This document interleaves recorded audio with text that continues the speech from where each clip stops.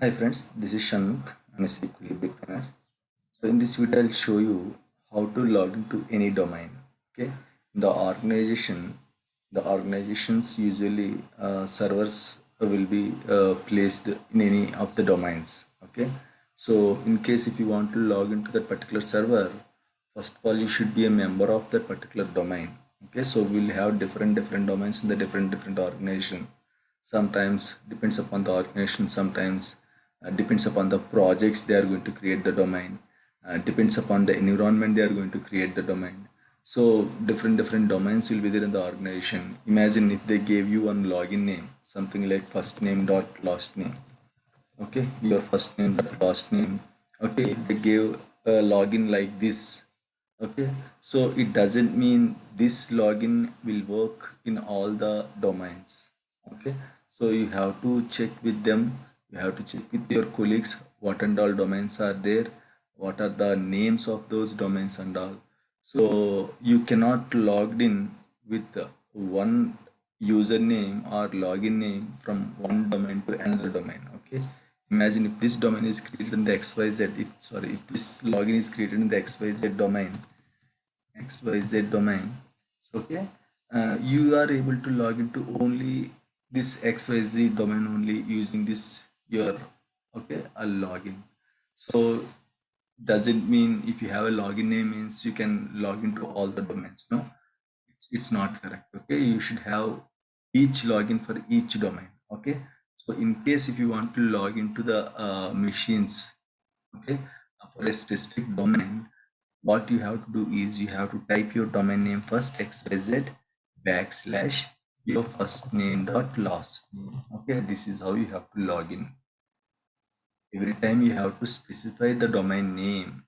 Okay, and then a backslash and your login name. It might be a first name dot last name or your username, how they are going to create in the organization. Okay, so this is how you can log into domain using your credentials. Let me show you with example. This is one server. I'm trying to log into this server.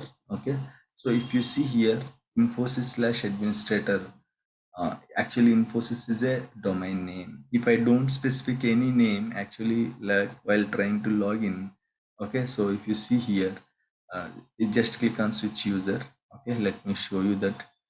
Control delete, and I'm trying to log in with a username. Okay, if you don't specify any, usually you can see the domain name here. Okay, you can see sign into which domain it is. You can see here, this is called your domain name. If you simply, sometimes if you simply mention, okay, just a username, if you simply mention just a username, so you can see like this. For example, uh, this is my username, right? If I simply mention Shanmukh, if it's already logged in to the same machine, you can see Infosys. Otherwise, you can see the computer name here. Okay, so like this, you can see administrator. So if you see here, this is your computer name. Means this administrator is a local administrator for this computer. So you have to give the password. If you want to log into the specific domain, as discussed, Infosys is my domain name, backslash, okay, and I can mention my name. Okay, and of course you will get the credentials, right?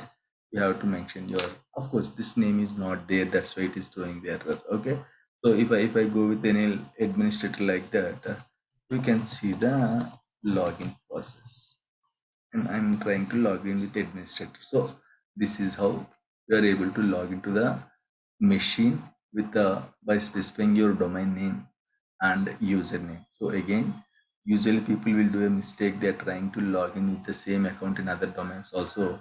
Then you will get a login issues. So this is how you have to, okay, log into the machine with the domain. Thank you for watching the video.